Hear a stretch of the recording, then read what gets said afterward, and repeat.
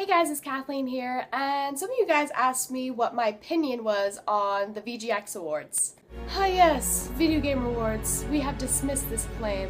Honestly, they're run by people that have no idea what the average gamer is. In fact, their opinion of the average gamer is really bizarre. I'm gonna fucking pwn some noobs. Motherfucker, game of the year is Call of Duty. I haven't even played that shit. The only things that matter in life are beer, Xbox, and pussy. Unsub. So I lost interest in these things a while ago. Don't get me wrong, there are a lot of video game events that I get super pumped about, but VGX is just not one of them. So I wanted to share with you guys some of my top 4 ramen-worthy games of this year. Now, the 4th game on my list is Tomb Raider. I had a lot of fun with this game, mostly because of the gameplay, because the gameplay is constantly fresh. You get more equipment as you go along, and the challenges are always unique. I really appreciated that about the gameplay, and had fun playing it the entire time. I breezed through this game within a day or two. Now, there was a lot of controversy surrounding Tomb Raider before it came out, because Lara Croft gets really beaten up throughout the game. I mean, really beaten up. And there's some people that didn't quite like that. They didn't quite like how weak Lara came off at first. I personally liked that they made her character very vulnerable and that they showed how circumstances strengthened her. Now, there was some weak moments in the storyline. They really could have brought some more character development to some of these very two-dimensional characters that don't really appear for a lengthy amount of time in the game. But because of the gameplay and because of the sheer intensity of this game, and the cutscenes are just so intense, that I would definitely recommend this, and I had a lot of fun playing it. Now, the 3rd game on my list is Beyond Two Souls. Oh my god. If you love story, you have to have this game. I've only cried my eyes out because of 2 games. It is very hard to make me cry. Mass Effect 3, cried my eyes out several times playing that game, and Beyond Two Souls. I should tell you guys that this is a story-based game, so it plays out like cutscenes, interactive cutscenes the entire game, just so you know. Because I know some people don't like that type of gameplay, but I personally love it. I love great story.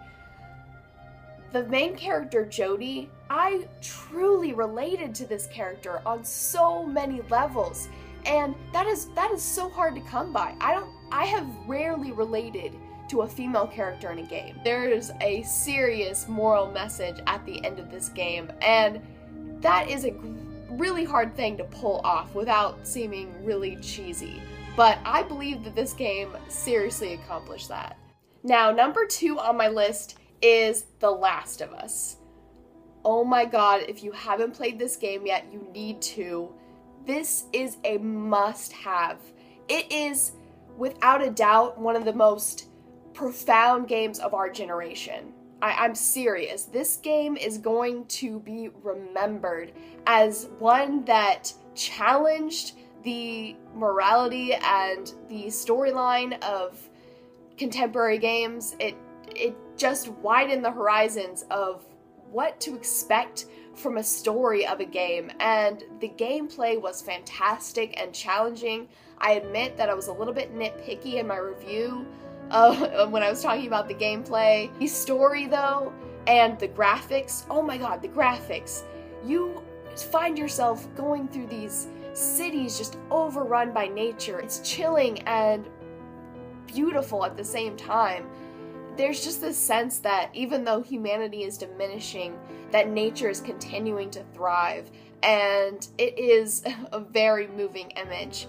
This relationship that develops between Ellie and Joel as the story goes along, it will just break your heart, because it's obvious that Ellie just becomes this surrogate daughter to him. That I don't want to cry because of the game. What? Like, when Joel fucking, like, look at his watch and fucking I'm not fucking crying. There's something in my eye. I still feel so conflicted about the end of this game. I know a lot of people didn't like what I had to say about the ending because I said that I kind of hate Joel, but I love him at the same time. And I'm not gonna take back anything I said. I still feel that way, and I'm glad that I feel that way because the feeling of being so torn over a character is so profound. They didn't go with a regular, just dull ending that would pacify our need for a happy story. No, they went to unseen territory with this ending, and you will be shocked if you haven't already had this spoiled for you, if you haven't already played it. God, I still feel so conflicted about this game, and it's a piece of art. This game is a piece of art. So my top ramen-worthy game of 2013 is, of course, Bioshock Infinite. I was so pumped for this game. I'm a huge Bioshock fan. Bought this game premium edition at the release, the midnight release, and it did not disappoint. Not only did it integrate parts of Bioshock story and gameplay that flattered me as a Bioshock fan, but it went above and beyond. This game is simply genius. With the concept behind it, blew my mind. I literally sat there minutes after the credits were rolling and was struggling to gather the chunks of my brain that had exploded all over the ceiling. The visual style was gorgeous, the soundtrack was gorgeous, and they got so much information across in a short period of time. The game is probably 20 hours long, I'd like to say, but somehow they managed to get across this very difficult to grasp concept. I've played this game 3 times already, and I'm probably gonna start on a 4th gameplay. This is one of my favorite games of all time. In fact, I would say it is my favorite game of all time. It's toe and toe with Mass Effect. And I know some of you Mass Effect fans are getting worried, but it's really that good. So those were my top 4 ramen-worthy games of 2013. Please share with me your top 4 in the comment section. And I should go. All about that ramen life. I'm gonna be constipated for days. So I asked you guys what your favorite games of this year were on Twitter, and here's what you had to say.